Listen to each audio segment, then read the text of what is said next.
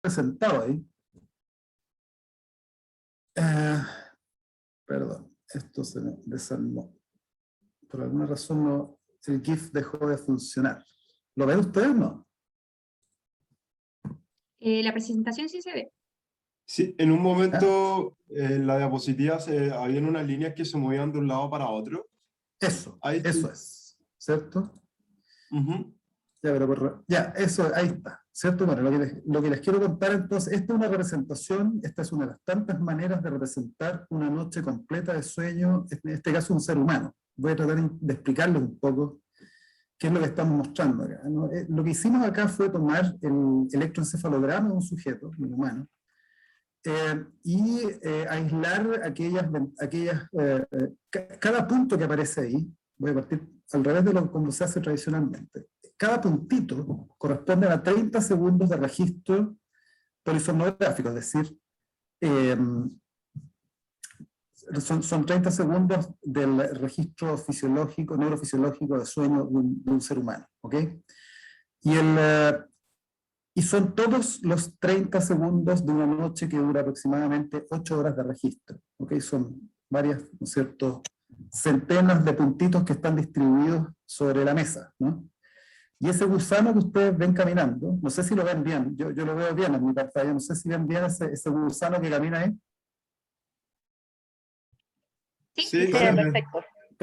Perfecto, ese gusano es un intervalo aproximadamente 4 minutos que está siendo recorrido, ¿no es cierto?, y hace el recorrido de sueño dentro de esta mancha que ustedes ven que tiene una forma triangular, ¿de acuerdo? Aquí arriba, ¿no es cierto?, donde está, voy a sacar estos comandos que me molestan, que no me dejan mostrar, ya. El número que está acá arriba representa el tiempo, ¿okay?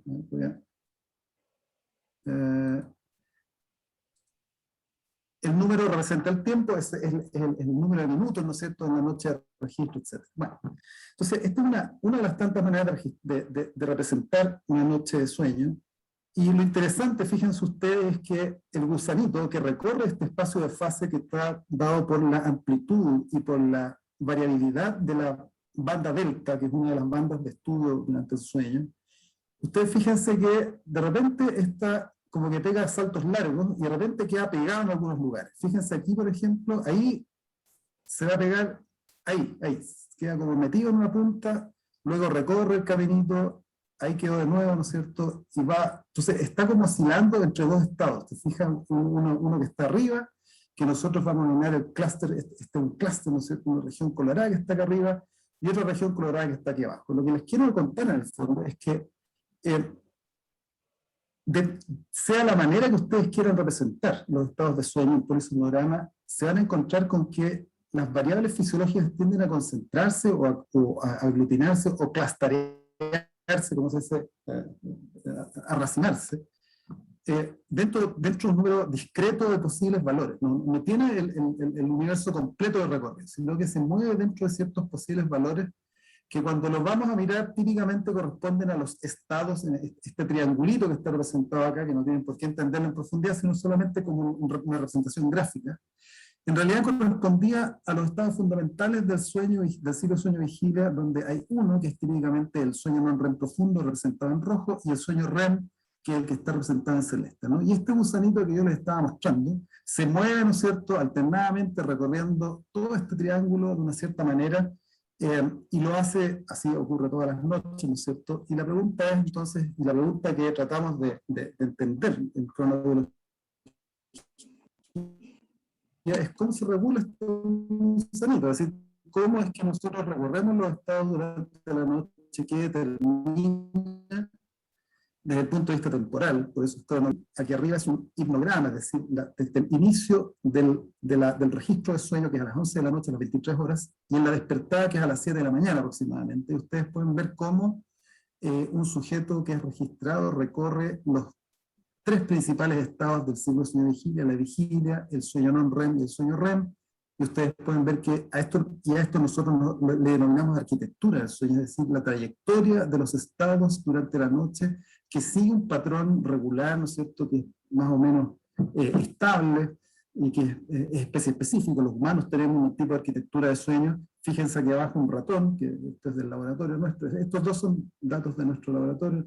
Ustedes pueden ver cómo en los ratones y los humanos comparten ciertas características en la macroarquitectura, ¿no es cierto?, del ciclo sueño-vigilia, y es lo que nos permite en el fondo hacer estudios tanto en modelos humanos como en modelos animales. Hay ciertas reglas que se respetan en todas las especies mamíferas que tienen los tres estados, ¿no? Entonces, la pregunta fundamental nuestra es cómo es que se distribuyen estos estados, la vigilia, el non-REM y el REM, ¿no es cierto? ¿Cuáles son los determinantes? Si uno lo mira así como, esto es un cartoon, obviamente, si vemos 2 días consecutivos con su fase de luz y su fase de oscuridad, y este es un humano, supuestamente, este dibujo lo hice yo a mano, así que no es real, solo para esquematizar.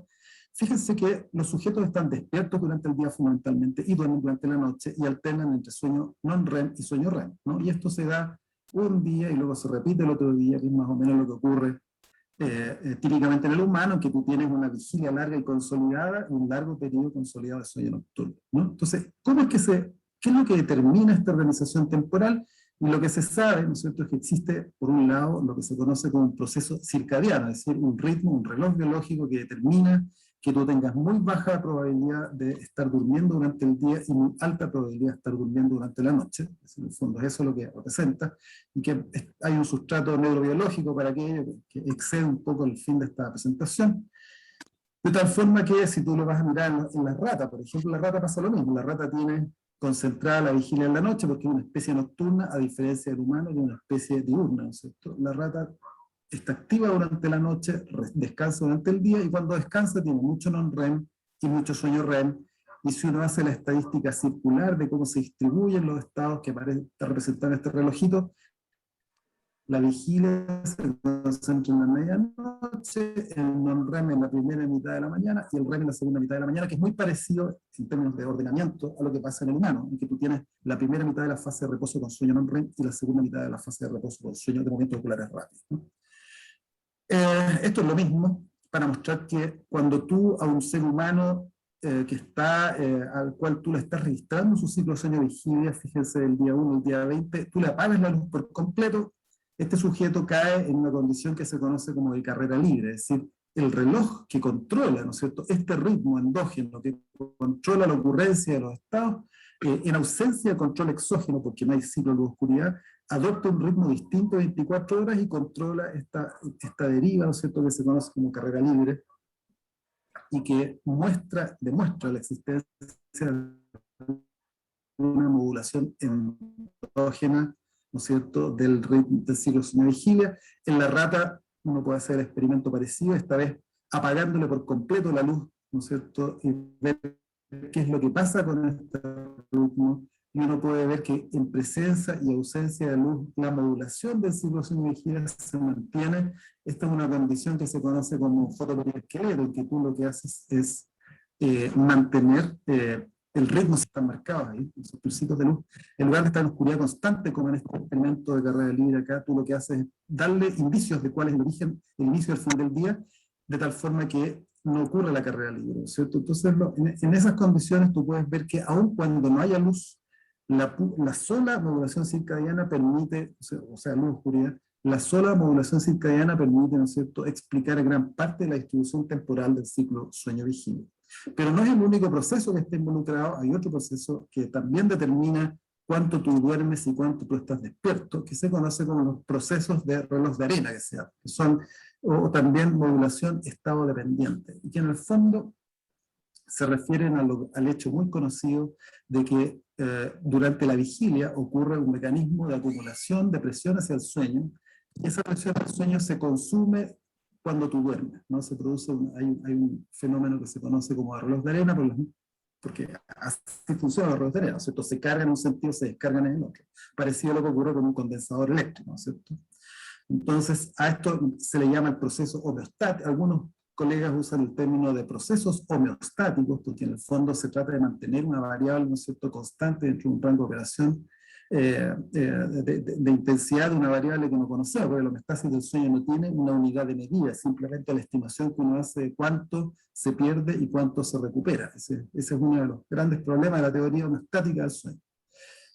todo se sabe que existe. Es decir, cuando tú, por ejemplo, en este experimento hecho en ratas por un clásico, el Rechtschaffen de los 90, en que tú tienes un animal, esta es una rata, a la cual tú le aplicas una privación de sueño, ¿no es cierto?, después de varios días de condiciones basales, ¿no es cierto?, baseline tanto, tú lo privas durante 4 días, después de la privación ocurre un rebote importante, ¿no es cierto?, y ese rebote le denominamos al fenómeno de recuperación. Por ejemplo, fíjense en el sueño REM, este es el sueño normal, esta es la privación de sueño que ocurre, y este es el rebote, es decir, el exceso de sueño REM posterior a la privación. Además de las cantidades absolutas de recuperación, también ocurren cambios en el electroencefalograma, y hay ciertos atributos del electroencefalograma que informan respecto del estatus homeostático del sueño, ¿no? Por ejemplo, la densidad de ondas delta, que eran las ondas que yo les estaba mostrando al inicio, ¿no es cierto?, de la presentación.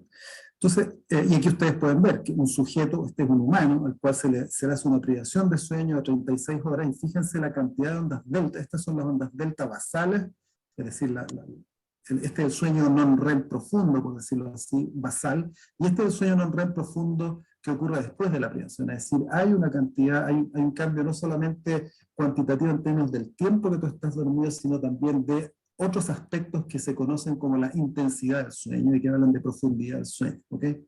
Esto es una discusión bien que la estoy sobresimplificando, hay aspectos de complejidad que se podría profundizar un poco más, pero en esencia esto ocurre, fíjense, esto ocurre en los humanos y esto también ocurre en la rata. Esta es una rata a la cual se la priva de sueño durante un tiempo, y fíjense el denominado rebote, ¿no es cierto?, de sueño que ocurre posterior a la privación. Entonces, en la teoría hoy día, y con eso creo que terminamos de hablar de teoría del sueño, fundamentalmente, y este es un modelo que fue propuesto por Alexander Borbély a comienzos de los años 80, imagínense lo que estoy hablando. Esto probablemente no nacían cuando se propuso esta teoría, que se conoce como el Two-Process Model, o el modelo del doble proceso, ¿no?, donde el ciclo de sueño-vigilia está determinado por la coexistencia de estos dos procesos, que son el proceso circadiano, el reloj, ¿no es cierto?, estado estacionario, y un proceso homeostático, o este reloj de arena, ¿no es cierto?, que a modo de un condensador se carga durante el día, o se carga durante la actividad y se descarga durante el sueño,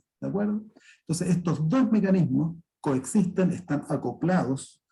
Se podría decir que están en fase, pero como el proceso homeostático no es un ritmo, sino que es un mecanismo de estado dependiente, no se puede hablar de fase, sino que simplemente coexisten, están cabalgando uno en relación coherentemente con el otro, de tal forma que en condiciones normales las personas duermen durante la noche. Cuando la propensión circadiana es máxima, tú duermes y se descarga el reloj. Y durante el día, cuando la presión circadiana del sueño es muy baja, tú tienes vigilia y acumulas, ¿no es cierto?, la presión para dormir. Esa es la lógica que está ocurriendo, que obviamente se desafía todo el tiempo. Por ejemplo, las personas que hacen turnos laborales, cuando la persona hace turno laboral, este componente homeostático sigue cargándose en el tiempo, ¿no es cierto?, y cuando le toca dormir al día siguiente, ¿no es cierto?, va a tener mucho más presión, y va a ocurrir en un momento en que el reloj circadiano les está diciendo que esté despierto, ¿no? Entonces tenemos un problema ahí, que es el típico problema de los turnos laborales, o el problema de los cambios de fase producto del jet lag, ¿no es cierto? Que las personas que viajan a Australia o a Europa, o hacen viajes largos transmeridianos, se encuentran con que su reloj circadiano todavía está pegado en Chile, pero la presión social por estar despierto o tener actividades durante el día, ¿no es cierto?, afectan tu rendimiento, ¿no? Entonces, la gracia de este modelo del doble proceso es que funciona. Es un modelo simple, muy simple, y funciona bastante bien. Está universalmente aceptado como el gran paradigma, ¿no es cierto? Pero tiene ciertas debilidades, ciertas incompletitudes, muchas incompletitudes. Y yo he estado trabajando en mi laboratorio un poco para mostrar algunas de esas incompletitudes que tiene la teoría, y esa es la parte entretenida, ¿no es cierto? Cuando uno hace investigación, lo choro, más que quedarse en el modelo estándar, es tratar de mirar dónde están los problemas con el modelo estándar. A ver si podemos conversar de eso. Entonces, ¿qué es lo que tenemos? Para medir el tiempo, en biología tenemos fundamentalmente dos sistemas. Uno, los sistemas osciladores autosostenidos, que son los sistemas circadianos, en que tú tienes un sistema molecular con clausura operacional, ¿no es cierto?, en que los elementos positivos favorecen la síntesis de elementos negativos que inhiben su propia síntesis, ¿no es cierto? Ese es un típico un reloj autosostenido que explica la ocurrencia de los ritmos aparentes circadianos. Y por otro lado están los mecanismos tipo reloj de arena, donde la salida, es decir, en este caso la presión que se genera durante un estado influye en la ocurrencia del otro estado y funcionan de manera recíprocamente inhibitoria, vamos a decir así, ¿no? Esos son los dos mecanismos típicos que dan cuenta de cómo funciona el ciclo sueño-vigilia en el humano, y uno puede jugar con estos sistemas, por un lado el homeostático y el circadiano, e incorporarlos en la neuroanatomía, ¿no es cierto? Aquí, por ejemplo, están representados las distintas partes del hipotálamo que podrían participar en la regulación de las transiciones del ciclo sueño-vigilia, para que así se genere la arquitectura del ciclo sueño-vigilia. Es decir, estos son todos modelos, lo que estoy mostrando acá son todas propuestas teóricas de cómo podría estar funcionando, ¿no es cierto?, la modulación circadiana y homeostática a través del hipotálamo y otras estructuras, ¿cierto?, en la modulación del ciclo sueño-vigilia. Estas son todas teorías, algunas ya más o menos obsoletonas, otras que habría que revisarlo un poco más. Pero conceptualmente este es más o menos el mapa conceptual que quería contar, ¿no? ¿Qué es lo que hacemos en el laboratorio? Bueno, en el laboratorio fundamentalmente trabajamos con animales, con roedores, con animales pequeños, con mamíferos pequeños, ¿no? Y en nuestra experiencia hemos trabajado fundamentalmente con la rata, que está aquí arriba a la izquierda, ¿no es cierto? Es como nuestro principal animal de uso experimental. Hemos usado ratones para algunas cosas. Ustedes saben que la fisiología es para la rata fundamentalmente, ¿no? En cambio, la parte molecular es fundamentalmente para los ratones. Cuando tú tienes un mutante, ¿no es cierto?, que tiene alguna alteración rara del sueño o alguna cosa rara, y para eso están los ratones, ¿no es cierto?, para la cosa más bien molecular. Y aquí abajo tenemos dos especies nativas con las cuales hemos registrado también en el laboratorio. Son especies que hoy día son muy difíciles de conseguir. La reglamentación hoy día, esto lo pudimos hacer a comienzos de los 2000, pero ha habido cambios muy, muy estrictos en la reglamentación ambiental que prácticamente hacen imposible la captura de animales silvestres. Nosotros alcanzamos a trabajar con degus y alcanzamos a trabajar con cururos, que son los que están aquí representados. Y voy a comentar un poco por qué lo hicimos. Se sabía muy poco de las características cronobiológicas de la fauna nativa. Los estudios eran fundamentalmente observacionales, no había estudios en cámara, ¿no es cierto?, aisladas, muy poco, y teníamos la intención de mirar ese grupo. Por lo tanto, nosotros hemos fundamentalmente trabajado con mamíferos pequeños, aunque también hemos hecho recientemente, hemos estado más trabajando con humanos también, en algunas patologías, analizando algunas características del polisomnograma que nos parecen de interés. Bueno, pues lo que hacemos nosotros fundamentalmente son dos tipos de setup. Por un lado, tenemos los registros de sueño, en que tú tienes el animal, ¿no es cierto?, en una cámara de aislamiento, en una jaula, ¿no es cierto?, que está con su cirugía de implante, ¿no es cierto?, crónico, tiene electrodos puestos tanto en habitualmente epidurales, ¿no es cierto?, para hacer electroencefalograma, y electrodos implantados en los músculos de la nuca para hacer electromiograma. En otros modelos también hemos puesto electrodos cerca de los ojos para medir movimientos oculares, que se hace muy poco, eso se conoce poco. Y otros, también hemos registrado vibrisas, que son los bigotes de las ratas, que también tienen movimientos durante el sueño, que estamos en deuda con eso en el análisis, pero lo hemos hecho. Entonces, con estos parámetros electrofisiológicos uno puede hacer, esto se conecta a un sleep ring, a un sistema, un sleep ring es un sistema que impide que se enreden los cables, digamos. Esto es como un sistema especial que impide que el conector, ¿no es cierto?, se tensione y se rompa. Y la señal eléctrica va, ¿no es cierto?, a un sistema automatizado, ¿no es cierto?, de adquisición de datos. Este otro sistema, este otro que tenemos acá representado, es un animalito, ¿no es cierto?, que está dentro de una cámara a la cual tú le puedes poner cosas como una rueda, por ejemplo, y tener un detector de movimiento, y tú aquí no estás detectando nada más que la actividad o el reposo del animal. Aquí esto se puede complejizar más, puedes poner temperatura si quisieras, etc. Pero nosotros fundamentalmente medimos ciclo sueño-vigilia o actividad-reposo en los animales que nos interesan para los experimentos que tenemos. ¿Okay? Desde el punto de vista de la actividad-reposo, experimentos de este tipo, ¿no es cierto? Aquí nosotros tenemos un cururo. Esta foto es del doctor Ensperia, de Lucho Ensperia de la Católica, que me la prestó una vez, o no sé si me la prestó, pero la estoy usando para toda vez. creo que una vez él la tiene puesta. Y ustedes fíjense que este cururo, este es un cururo capturado en campo, fíjense que este es Lucho, porque tiene un dispositivo de detección de movimiento. esto es en campo, ¿no? A nosotros nos interesaba analizar el crudo en condiciones controladas, es decir, dentro del laboratorio, ver cómo se comportaba, porque había algunas sospechas de que estos animales eran fundamentalmente diurnos en el campo, y eso es una rareza, es raro tener modelos diurnos. Lo llevamos al laboratorio y lo que encontramos es que los animalitos estos son más bien nocturnos, por lo menos en condiciones controladas tienen un perfil más nocturno. Fíjense, aquí nosotros, este es un registro en el cual tú tienes la actividad y el reposo.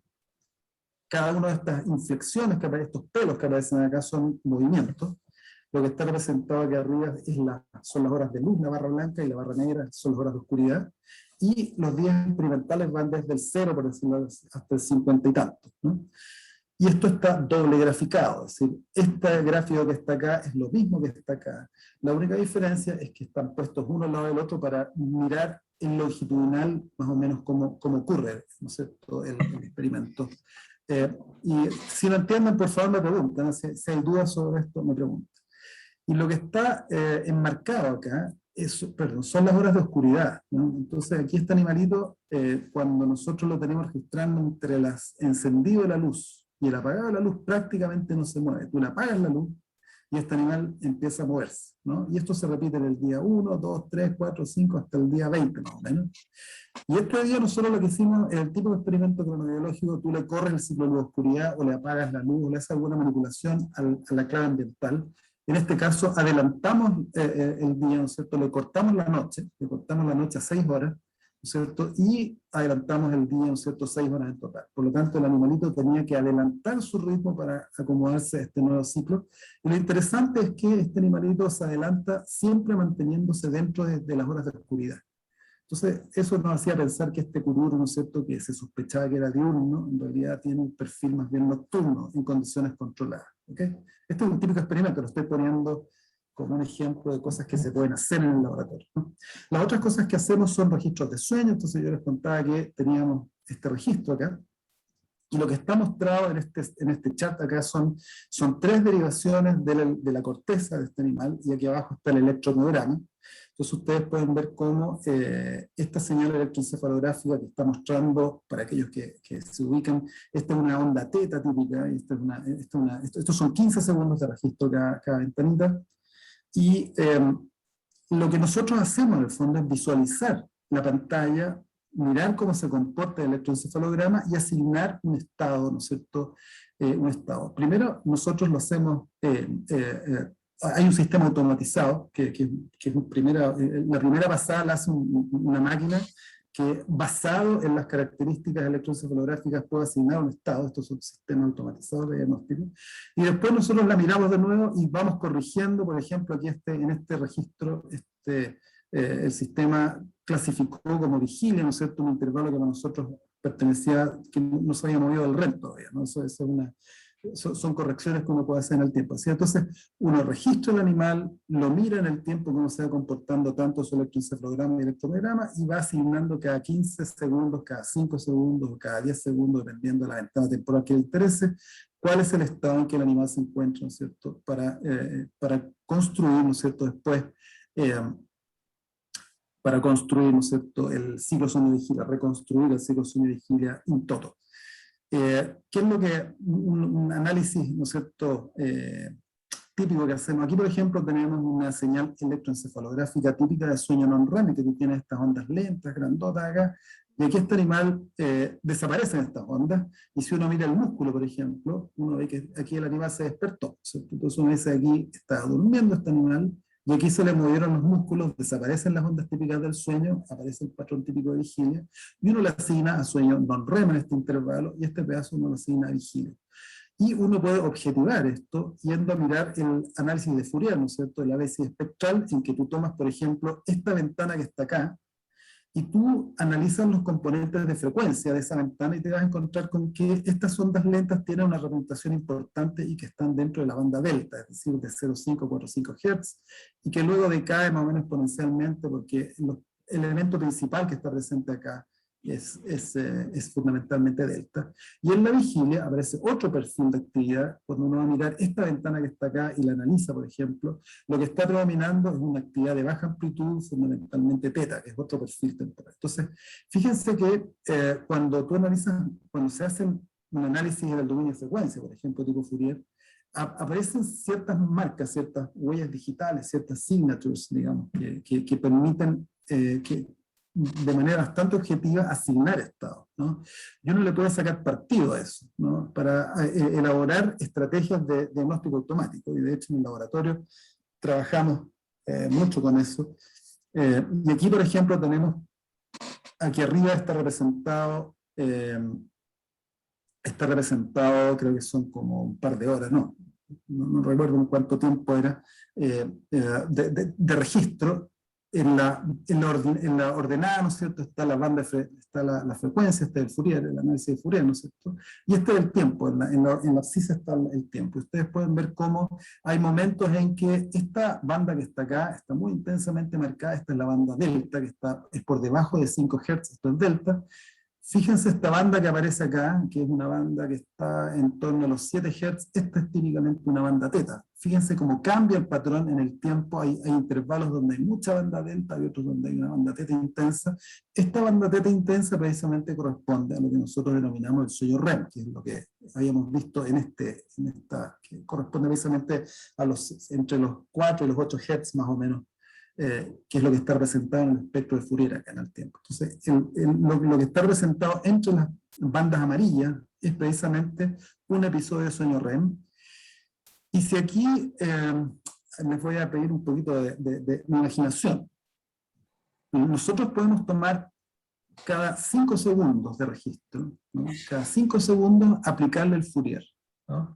Y aplicarle varias otras análisis. Y nosotros podemos inventar un espacio tridimensional y asignar a cada 5 segundos de registro un valor en una de estas dimensiones. Por ejemplo, el poder espectral teta, el poder espectral delta y la actividad muscular, ¿no? Entonces yo puedo generar, a partir de las señales electrofisiológicas, inventar, ¿no es cierto?, de la nada, inventar un espacio tridimensional y ir a mirar cómo se comportan cada uno de estos 5 segundos que estamos registrando. Y fíjense cómo emerge esta estructura 3D, ¿no es cierto?, que tiene 3 bracitos, ¿no? Es como un Mickey Mouse, tiene como 2 orejas grandes y una cabecita chiquitita, ¿no? Y lo increíble, chicos, es que cuando esto se hace correctamente, uno puede asignar prácticamente de manera muy, muy segura una gran proporción del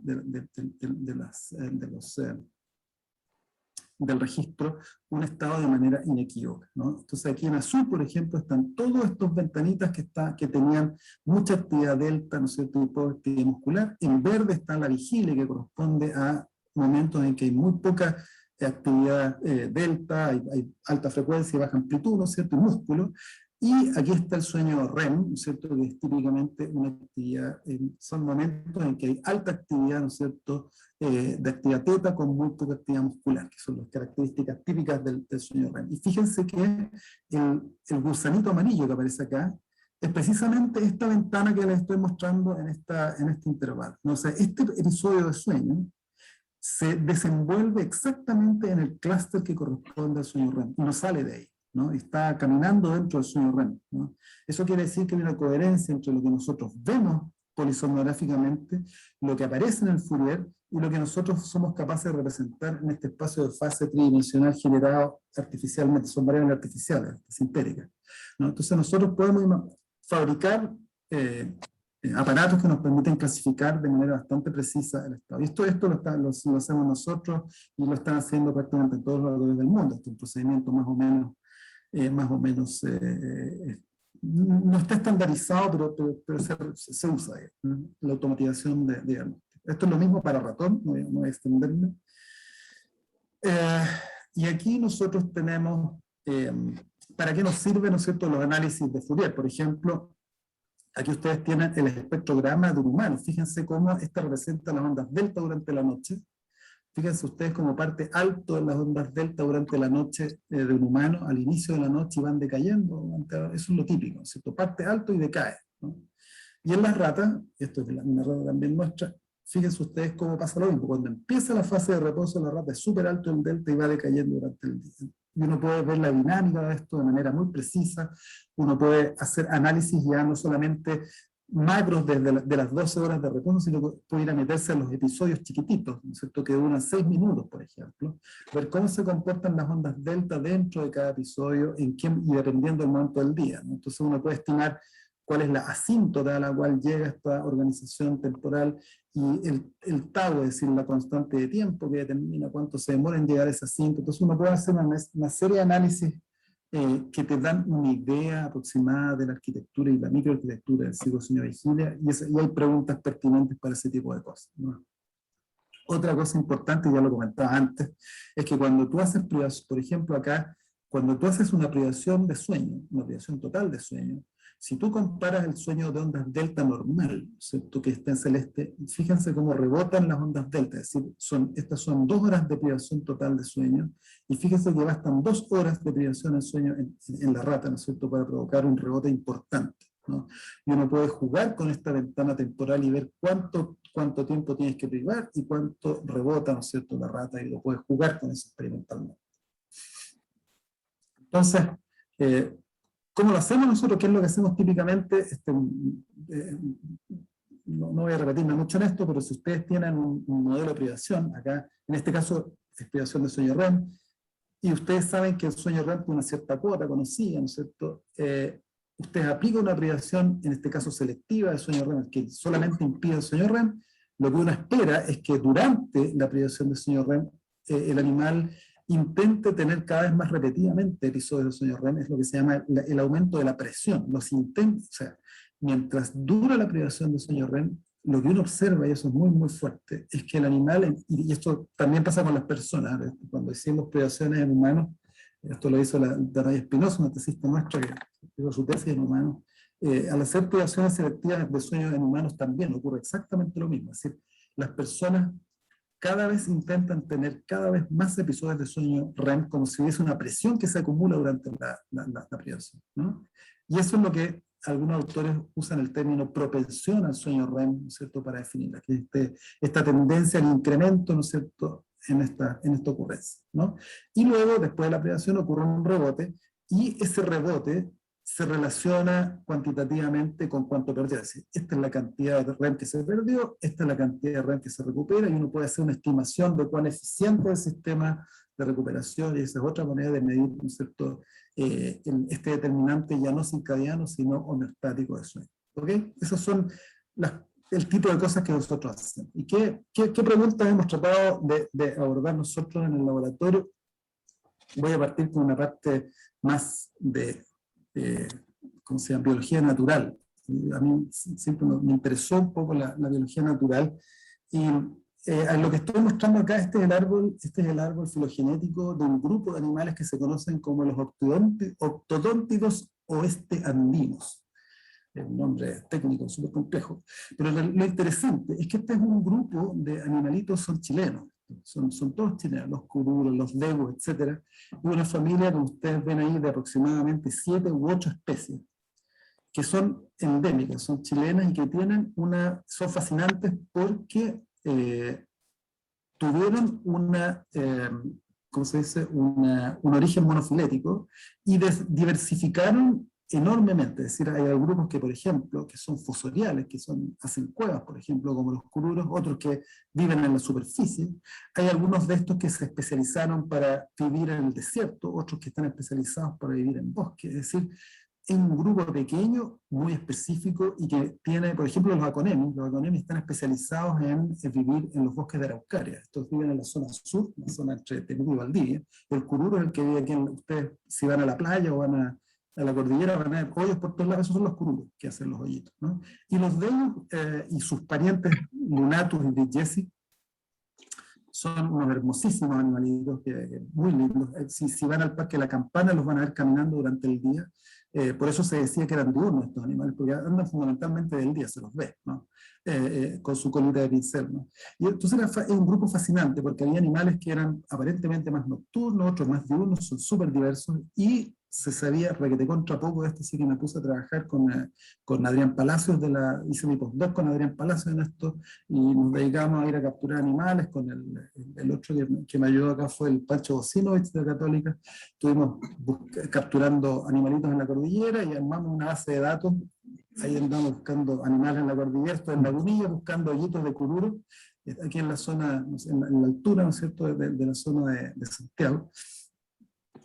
Y hicimos el análisis del cururo y otras especies y llegamos a la conclusión de que en realidad la gran mayoría de las especies de este grupo, a pesar de que se decían que eran fundamentalmente, que había varios diurnos, ¿no es cierto?, como el dehu y el cururo, en realidad son fundamentalmente nocturnos, que la diurnalidad es una excepción, y que el único que tiene una conducta diurna regular, pero que es un crepuscular diurno, es el dehu, ¿no? Y eso lo hemos publicado, comunicado, etc. Y eso es bien interesante porque fíjense ustedes que hace el año 2014, eso ya pasó un tiempo, pero se sigue, este es un paper muy citado, en que lo que se hizo fue un estudio de prácticamente todo lo que se sabía de la base de datos de ritmos biológicos de mamíferos, ¿no?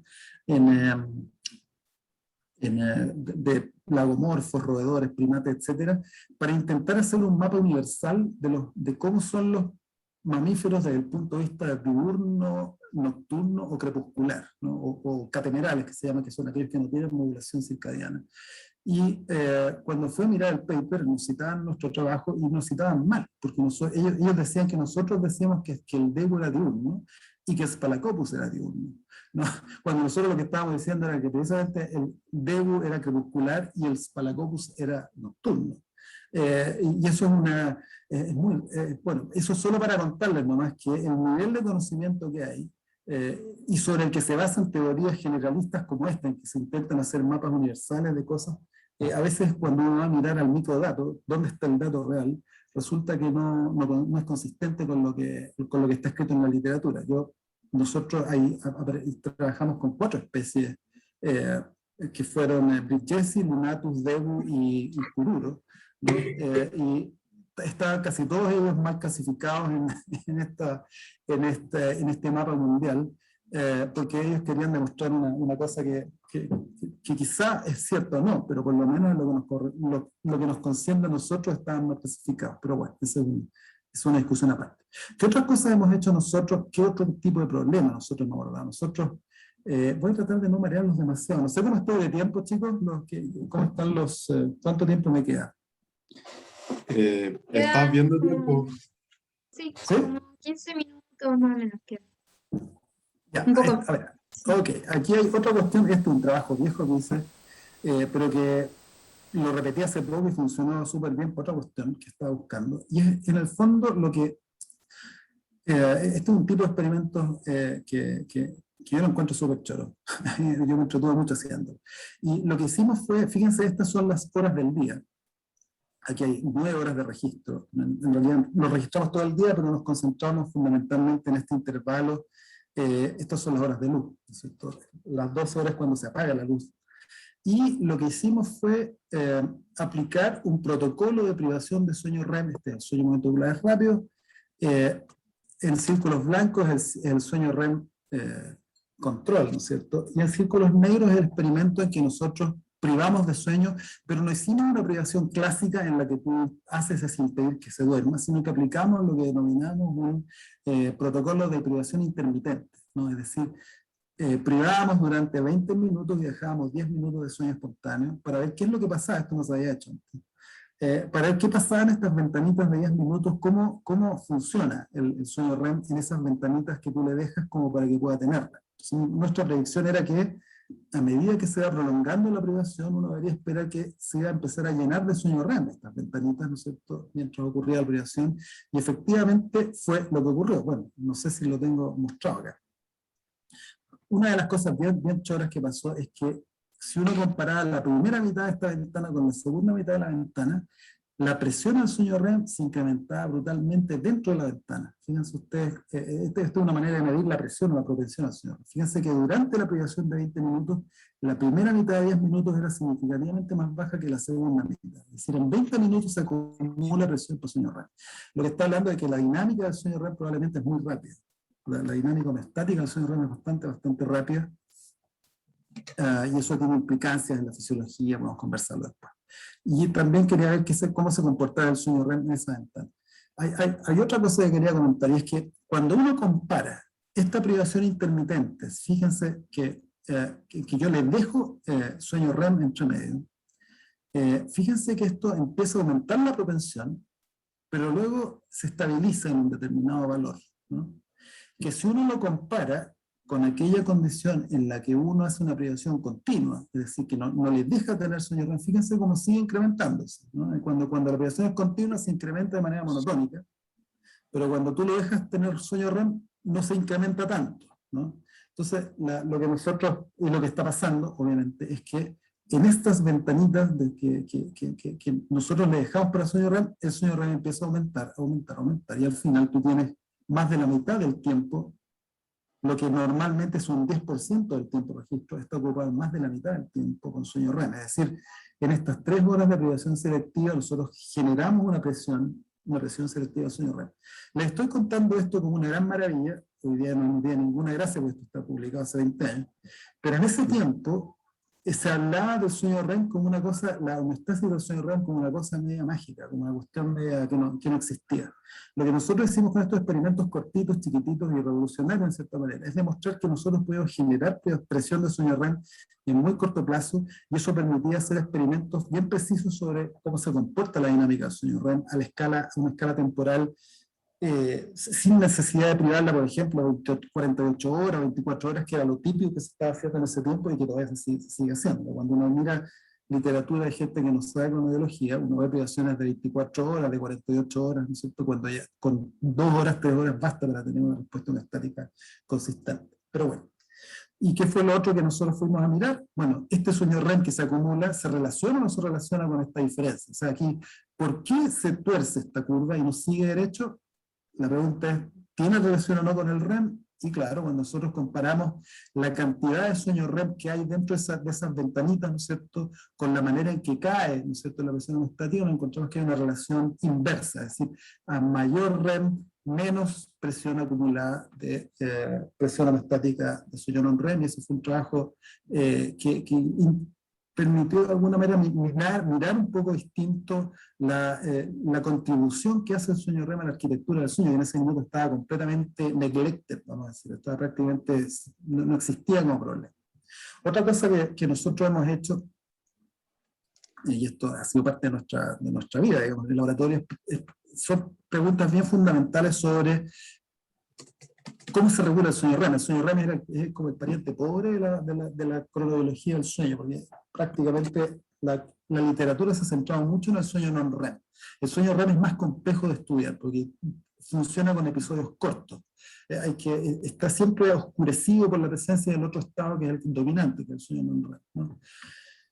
Y hay preguntas que nosotros tratamos de contribuir a responder. Entonces, había una que tenía que ver con una teoría que decía que el sueño REM, o sea, la presión al sueño REM, ocurre porque el sueño non-REM genera esa presión. Así, para que haya sueño REM tiene que haber primero una presión acumulada durante el sueño non-REM. ¿Okay? Es decir, que la única manera en que tú generes una presión para que ocurra sueño REM es que tú tengas sueño non-REM acumulado en suficiente tiempo. Hay una cierta como de dependencia fisiológica del sueño REM respecto al non-REM. Nosotros hicimos un par de experimentos para demostrar que eso, yo creo que me voy a extender un poco demasiado en esa parte. Pero solamente contarles que esto se puede responder, y lo que nosotros inventamos fue un protocolo que mezclaba, fíjense ustedes, una privación intermitente, como lo que conversábamos antes, con privación total. Aquí tenemos un experimento en que hacíamos privación total de sueño seguido de privación intermitente de sueño REM, y otro que era una privación selectiva continua de 2 horas de sueño REM seguida por privación intermitente, y lo que hicimos fue ir a probar si en qué momento del rebote ocurría, ¿no es cierto?, la presión al sueño REM, es decir, si dependía de la presencia o ausencia del sueño non-REM. Esto es un poquito largo. Al final lo que nosotros encontramos que la manera en que el sueño REM se restituye, se compensa, es independiente de si tú estuviste en vigilia o en sueño non-REM. Es decir, el sueño REM tiene su propio mecanismo de control homeostático. No depende ni de la vigilia específicamente, ni el sueño non REM específicamente, sino que depende de la ausencia de sueño REM. Esa es una cosa que nosotros hemos estado defendiendo hace mucho tiempo y que la evidencia científica nos favorece. Yo creo que hoy día estoy cada vez más convencido de aquello. Esto es un experimento fue muy bonito hacerlo, porque además replicamos esta experiencia fíjense ustedes, las puntas verdes son el momento en que el periodo de privación intermitente, en que yo cuando les suelto la privación, fíjense ustedes cuando empieza a ocurrir el sueño REM en esos momentos sin privación. Es decir, las ventanitas sin privación son aprovechadas al máximo por la rata para tener sueño REM. Es decir, después de 2 horas de privación, el animal necesita sueño REM y aprovecha al máximo ese intervalo para recuperar lo que perdió. Y eso es un mecanismo no estático, es un mecanismo claramente no estático. Bueno, entonces, lo que estaba mostrando en el fondo es que, y esto lo propuso Franken hace mucho tiempo, más o menos en paralelo con nosotros, es que además de la presión específica para el sueño genérico o el sueño non-REM, también existe una presión específica para el sueño REM, y esto ha sido una disputa, chicos, que sigue, cuando uno mira los textos, los clásicos de fisiología, sigue estando abierta esta pregunta, como si no estuviese respondido hace rato, pero hay que convencer a los viejos, hay que poner cada vez más argumentos.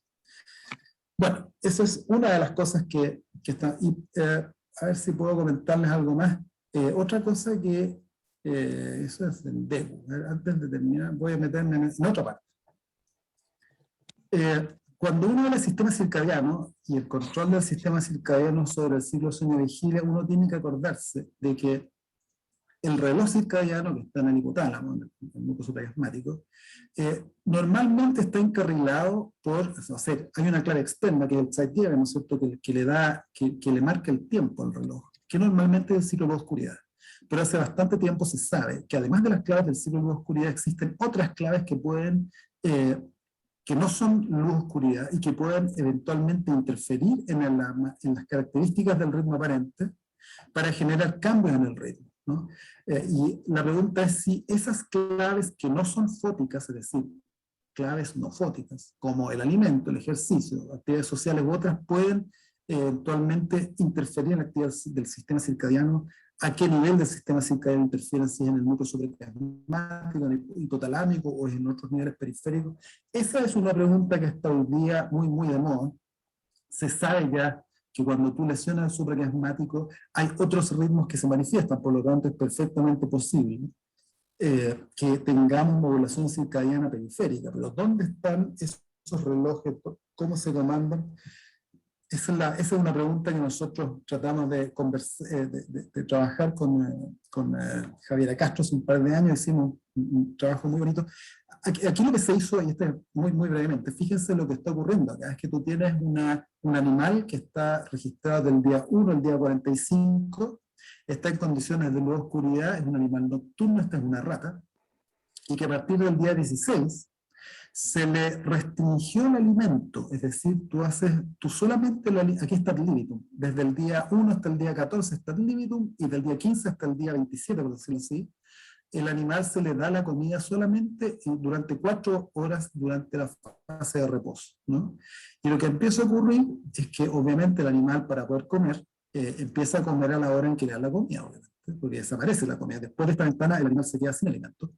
Pero a los pocos días de tener este estímulo empieza a anticipar la ocurrencia de la presentación de comida, ¿no? Esto es lo que se llama la actividad de anticipación de la comida o Food Anticipatory Activity, que se supone que depende de un reloj circadiano encarrilable por alimento, el Food Entrainable Oscillator o el FEO, ¿no?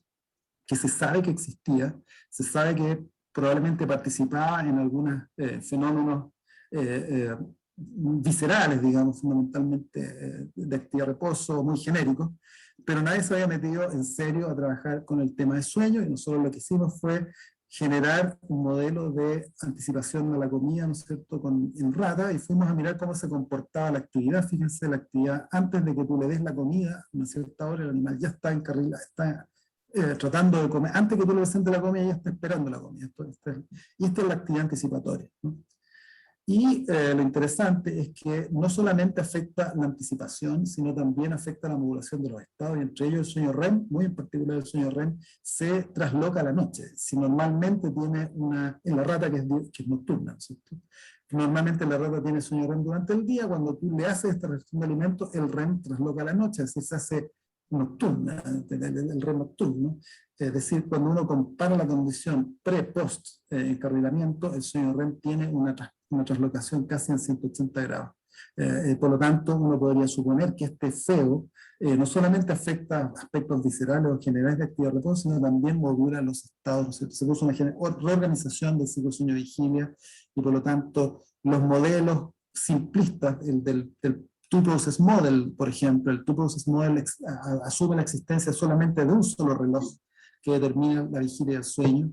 Nosotros aquí proponemos que además el FEO puede estar perfectamente interactuando con ese reloj. ¿Okay?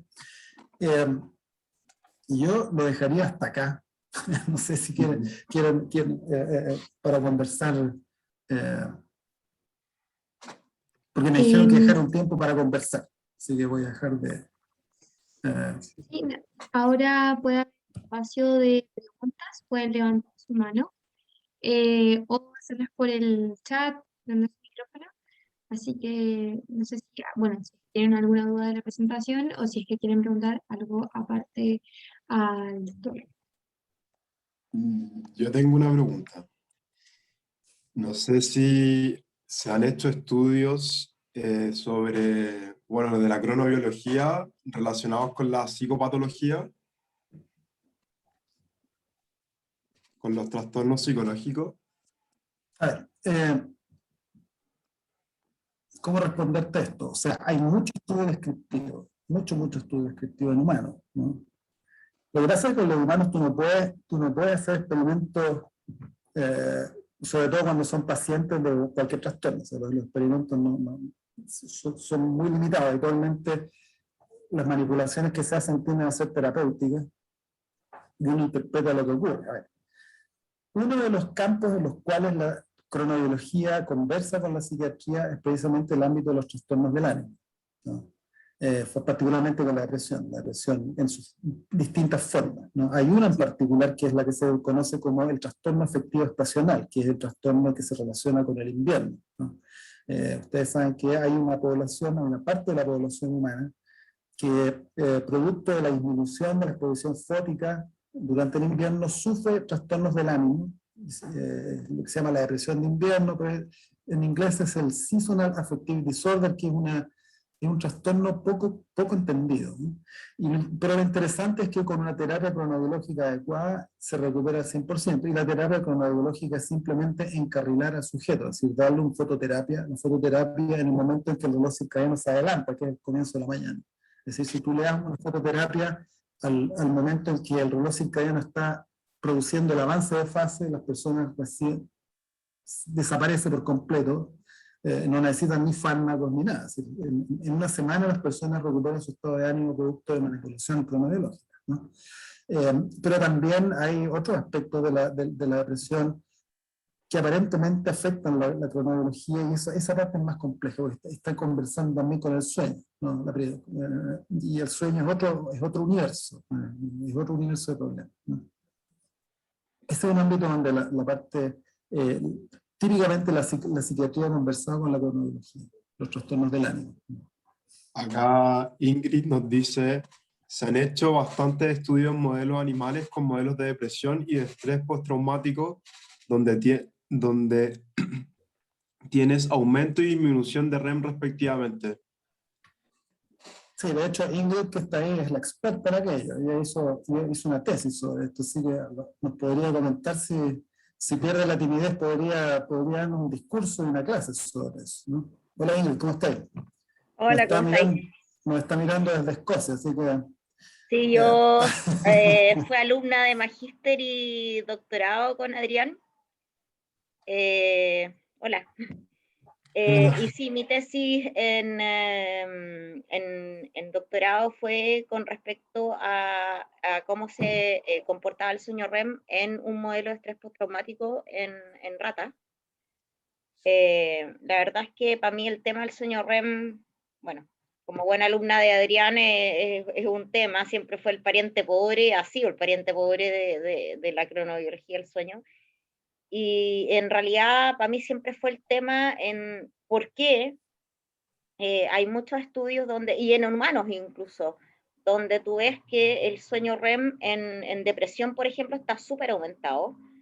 De hecho, cuando tú aplicas antidepresivos, baja este sueño REM a niveles basales. Pero resulta que cuando tú tienes un estrés postraumático, lo primero que se afecta es el REM. Y el REM está directamente relacionado en experimentos de ratas con cuando tienes este paradigma de condicionamiento al miedo.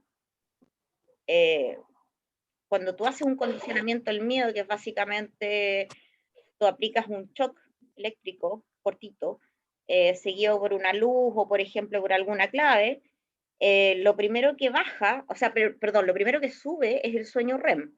Pero cuando tú haces un experimento de estrés postraumático donde ese shock, esa intensidad de miedo es muy grande, el sueño REM se te va al plomo. Y cuando se hace una cosa que se llama extinción al miedo condicionado, que en el fondo cuando tú le muestras al animal que esa clave, esa luz, ese ruido, ese olor ya no es peligroso, cuando tú tienes estrés postraumático, el animal nunca deja de percibir miedo ante esa clave. ¿Qué es lo que le pasa a la gente que tiene estrés postraumático? Que en el fondo tiene vivencias repetidas. Claro. Hablo desde la psicología, porque yo soy psicóloga. Me imaginé por tu pregunta. En el fondo tú tienes esta vivencia repetida y el problema de que es muy difícil en terapia quitar ese miedo a esa clave. Tú sueñas incluso con todo esto. Entonces, ¿qué pasa? Mi pregunta era, ¿por qué el sueño REM está tan relacionado a la extinción del miedo? Tú cuando aplicas un protocolo de extinción de miedo en animales, esta extinción del miedo en muchísimos papers está directamente relacionada con la ocurrencia del sueño REM para consolidar el aprendizaje de esa extinción. Pero resulta que durante el estrés postraumático tú tienes poco sueño REM y tampoco extingues ese miedo. Entonces, eso me llevó a realizar mi tesis, que ojalá prontamente salga luego el paper de eso, Adrián. Pero básicamente, claro, era cómo está todo esto relacionado en lo macro. ¿Dónde está la circuitería, etcétera, etcétera? Ingrid, sí. Sí. Oye, sabes que Julieta, no sé si está por ahí todavía, perdona, Ingrid, pero hay una pregunta. Hola, sí, acá estoy. Perdona, tenemos tiempo hasta las 6:30, creo, ¿no? Por eso no. Sí, No, pero bueno, podemos tener unos 5 minutitos más Ya, para porque la terminar la Julieta pregunta. preguntó algo bien específico que a mí me interesa harto contestar, qué es lo que pasa con la dinámica del sueño REM rápida. En realidad se refiere, la traducción correcta es la dinámica de corto plazo, es decir, aquello que tiene que ver con la organización ultradiana del sueño REM. Tú sabes que yo no entré en mucho detalle porque no hay mucho tiempo para hacerlo, pero tú sabes que los humanos tenemos ciclos ultradianos en la noche, es decir, tenemos cada 90 minutos alternan el sueño REM y el sueño non-REM. ¿Okay? Eso es lo que se denomina la dinámica ultradiana o el corto plazo, ¿no? En la rata es aún más rápido, cada 15 minutos prácticamente hay alternancia REM, non-REM, REM, non-REM. ¿Okay? Esa es la alternancia rápida.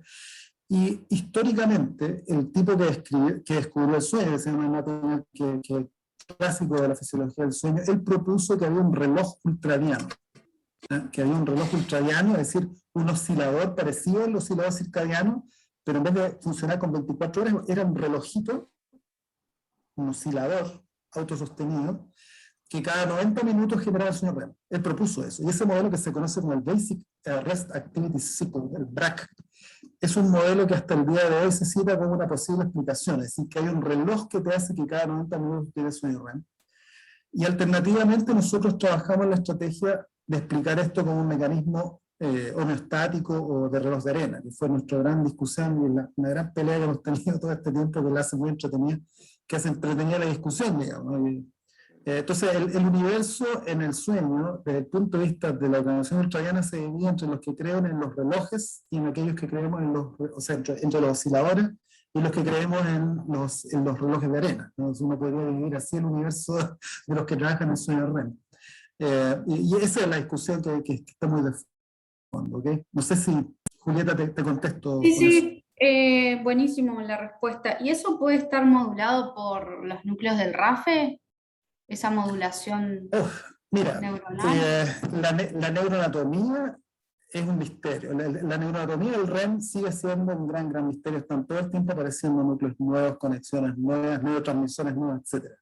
Te recomiendo, o sea, si te interesa realmente la neuroanatomía de esto, hay dos autores que deberías mirar. Uno es Pierre Hervé-Lupi, que tiene un trabajo muy interesante con MSH que propone que cambió un poco la arquitectura del mapa neurobiológico del REM.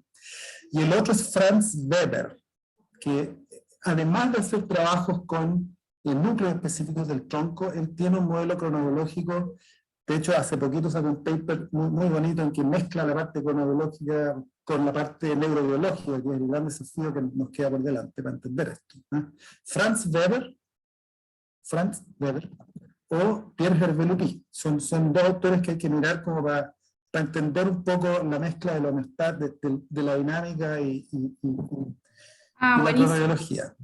Gracias. ¿Okay? Yo te pregunto porque en la tesis justamente estoy analizando complejidad del EMPENSIV en dos estados de la ratita activado y ondas lentas, o sea, similar, pero con uretano. Así que, nada, por eso te preguntaba. Ya, el uretano como una REM-like state o algo así, ¿o? Claro, sí, o sea, utilizando el uretano como un anestésico para inducir el sueño. De acuerdo. No, bellísimo, interesante.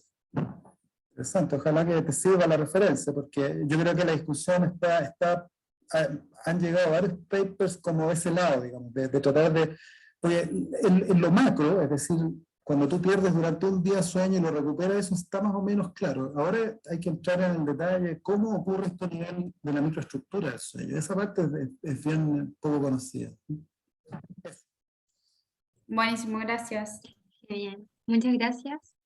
Bueno, ya estamos justo en el tiempo porque a las 18:40 vienen las salas paralelas Muy bien. de los demás investigadores, así que queremos agradecer doctor Ocampo por su presentación, estuvo muy bueno, un gusto. muy interesante. Gracias por la tiempo. invitación. No, por favor. Lo pasamos bien, todo súper chulo. Muchísimas gracias. Y a todos. Chao, Ingrid. Hoy nos veremos. Chao. Chao, que estén bien. Chao. Gracias por Un venir. gusto. Un gusto a todos.